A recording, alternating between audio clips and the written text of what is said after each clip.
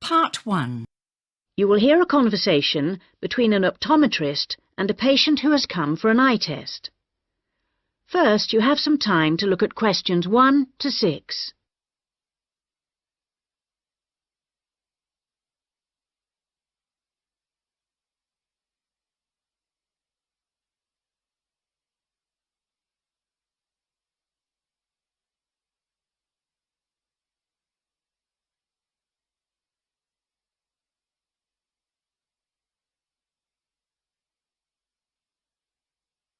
Listen carefully and answer questions 1 to 6.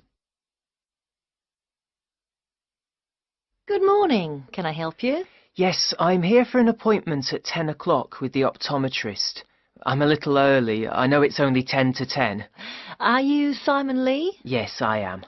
I'm Rachel White, the optometrist here today. Come in and take a seat. Thanks. Before we test your eyes, I just need to get a few details from you. So, Simon, what's your full name? Simon Anthony. That's Anthony. And my family name is Lee. L-E-E. And your date of birth, Simon? The 1st of June, 1989.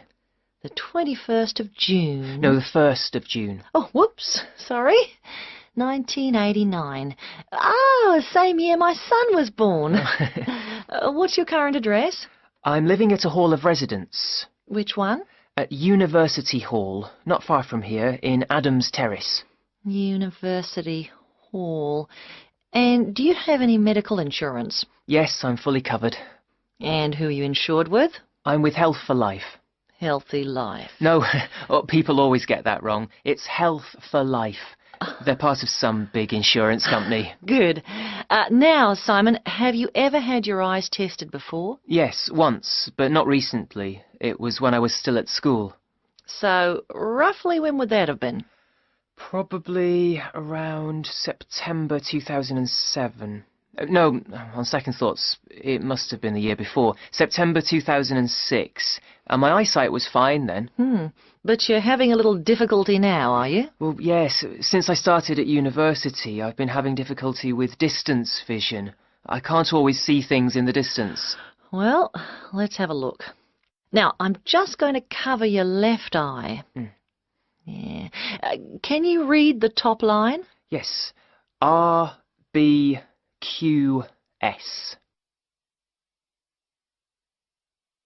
Before you hear the rest of the conversation, you have some time to look at questions 7 to 10.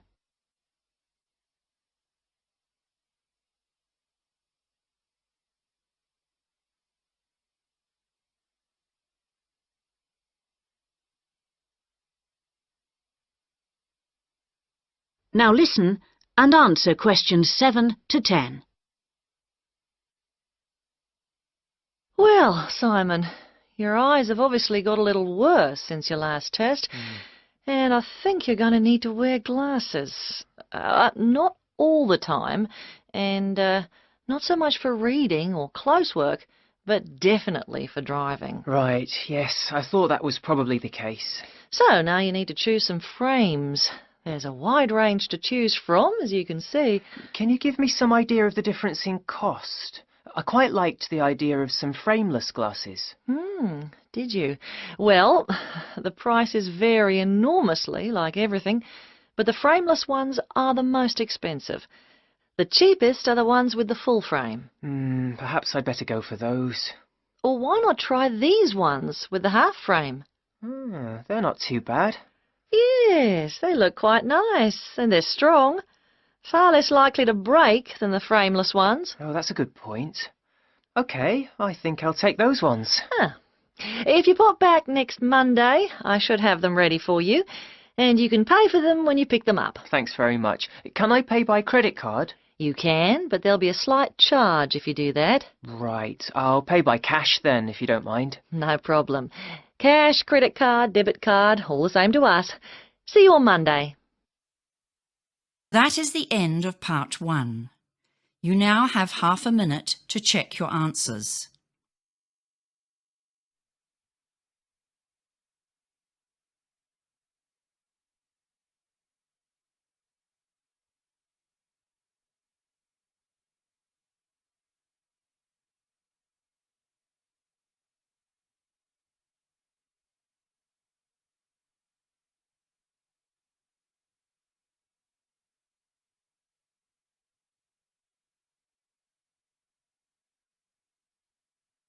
Now turn to Part 2. Part 2. You will hear an extract from an audio guide to the Taj Mahal. First, you have some time to look at questions 11 to 16.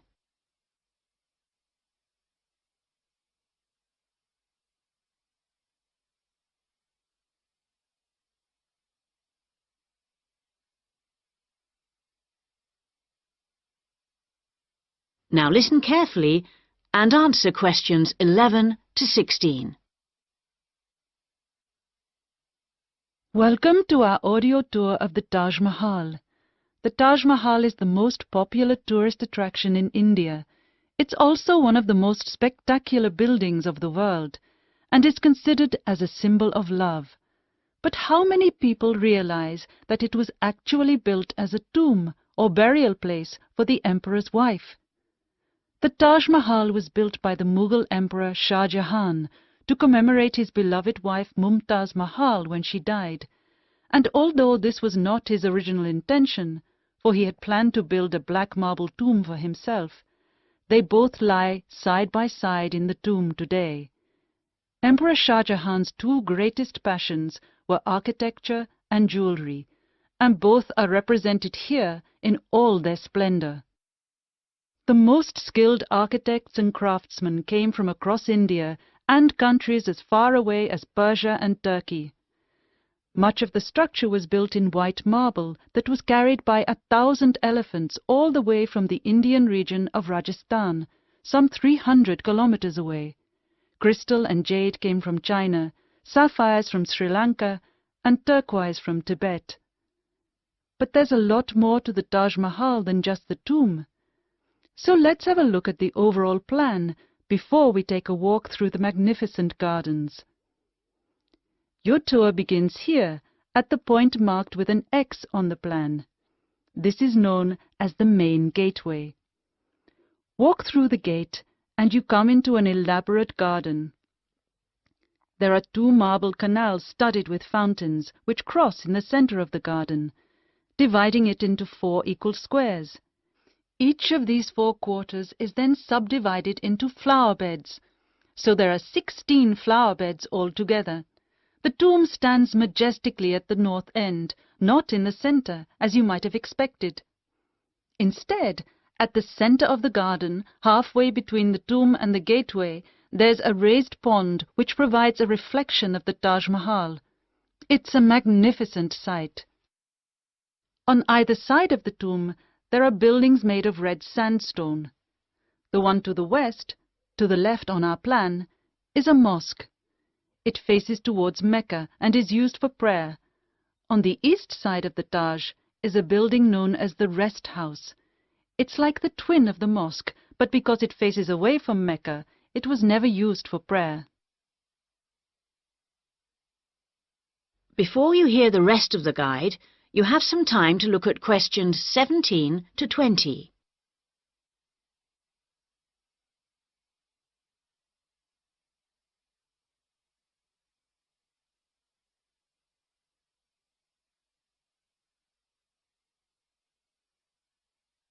Now listen and answer questions 17 to 20. Many people have asked what the rest house was for. Was it a place for pilgrims to stay? Was it a meeting hall of some kind? Perhaps the most likely answer to this question is that its purpose is purely aesthetic, to act as a visual balance for the mosque and preserve the symmetry of the design of the whole complex. Let's have a look at some of the engineering features of the garden. For one thing, they require a constant supply of running water. When it was built, water was drawn from the river manually, using an elaborate rope and bucket system, pulled by a team of bullocks. The water was then brought through a broad water channel and held in a number of supply tanks. These tanks were at varying heights off the ground and were ingeniously designed to store the very large amounts of water required. Using an elaborate system of underground pipes, the water was then distributed from the supply tanks to each of the fountains. To ensure that the water pressure was the same throughout the garden, there was a copper pot under each fountain connected to the water supply. It was undoubtedly a brilliant system. That is the end of part 2. You now have half a minute to check your answers.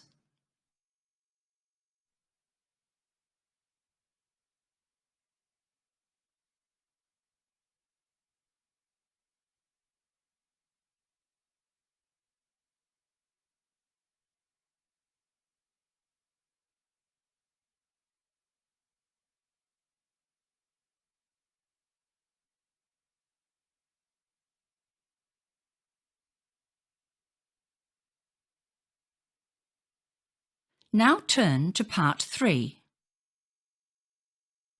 Part 3. You will hear a tutor and 2 students discussing the crop rice. First, you have some time to look at questions 21 to 24.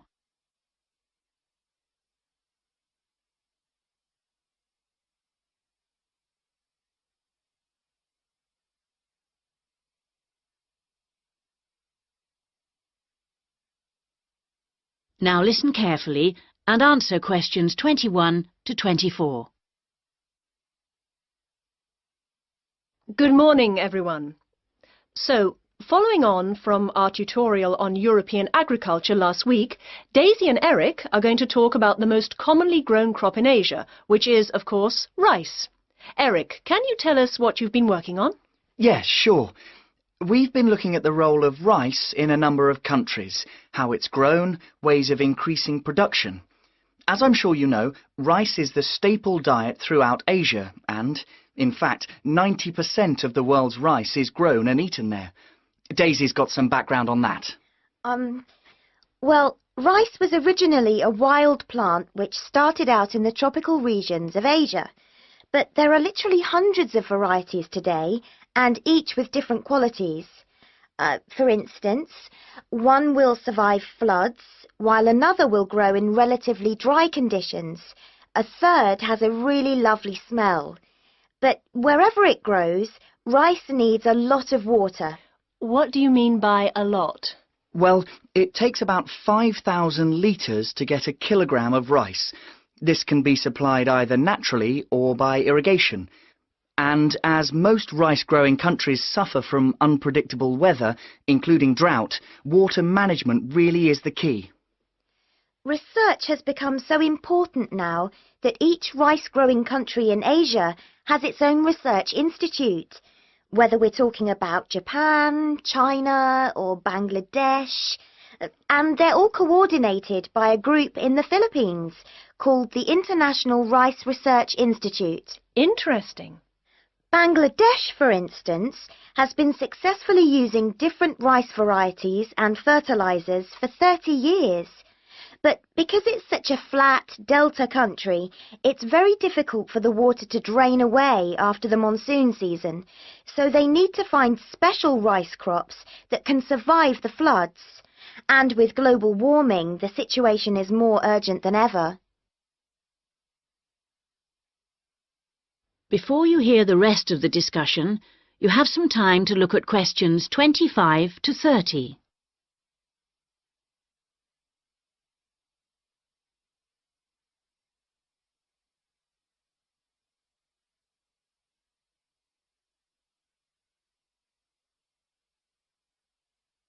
Now listen and answer questions 25 to 30.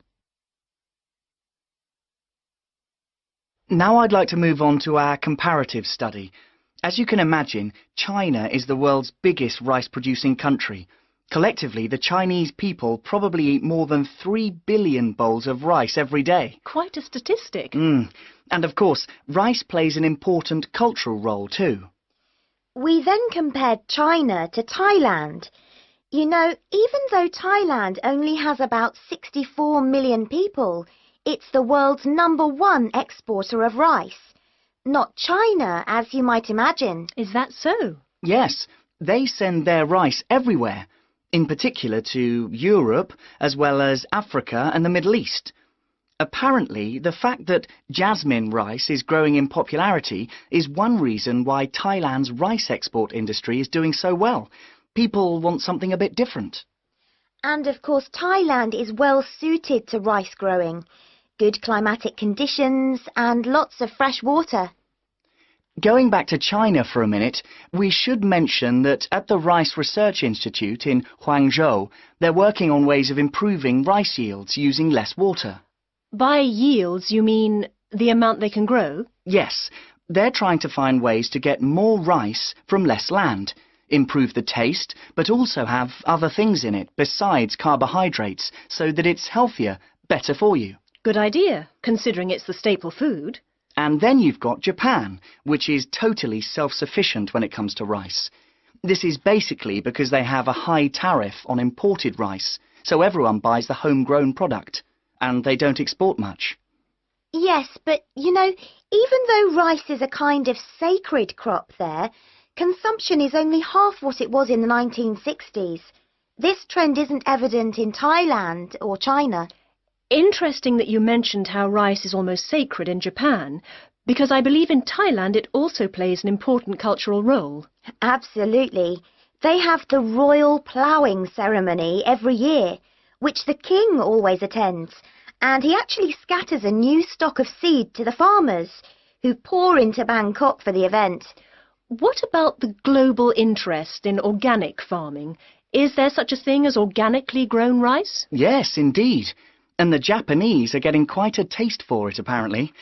There's an experimental farm near the city of Akita in the Japanese rice belt, famous for its sake, by the way, which has pioneered organic rice production, and now it's sold all across the country.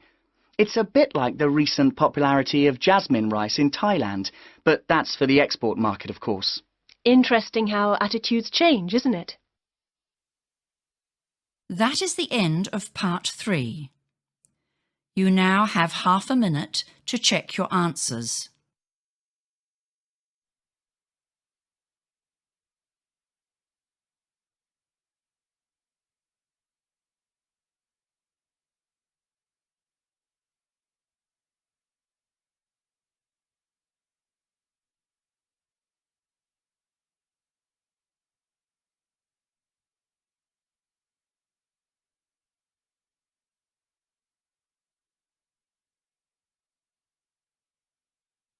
Now turn to part 4. Part 4. You will hear part of a lecture about writing for radio. First, you have some time to look at questions 31 to 40.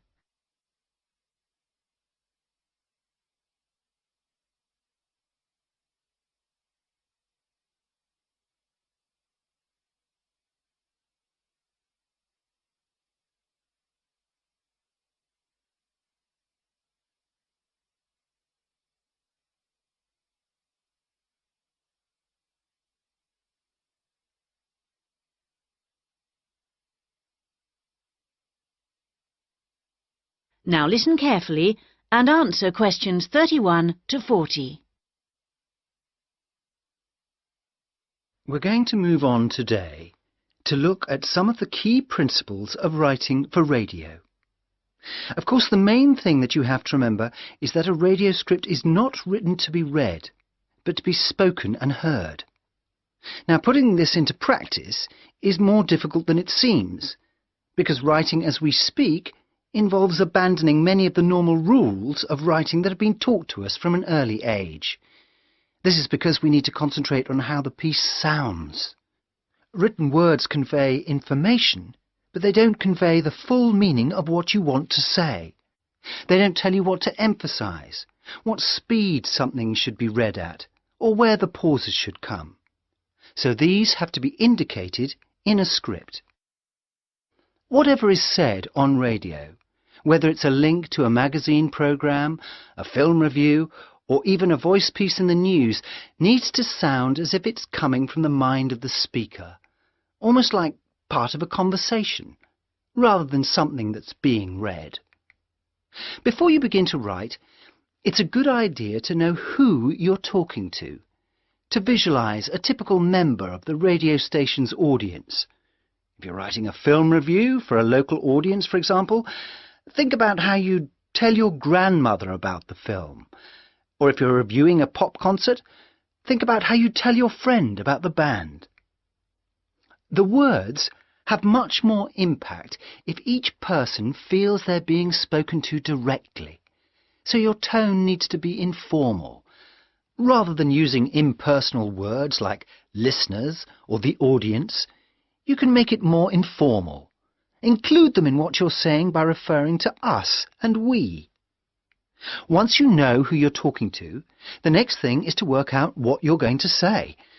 Don't forget that the person listening to you has no opportunity to ask questions, and in the same way, you can't repeat what you've just said. For these reasons, it's important that your script is logical and progresses smoothly. Too many facts too close together will cause confusion, so space them out evenly. The best scripts allow listeners to visualize what you're describing. For example, instead of giving the physical dimensions of a field, describe it as being the size of, say, a football pitch. If you're talking about a tall building, relate it to perhaps a 10-story block of flats. Now, all scripts need something that will grab the attention of the listener. You need something that'll make them say, "Hey, I want to stop and listen to this." So the first sentence has to do this for you. It needs to be intriguing, interesting, and then it needs to be backed up by a second sentence that explains what you're talking about. The last sentence should also give your listeners food for thought and can be in the form of a question or a statement that sums up the item. After you've finished your script, you need to polish it up, and the most effective method of doing this is by reading it aloud. This also helps you to avoid tongue twisters or words that you might find awkward to pronounce. That is the end of part 4. You now have half a minute to check your answers.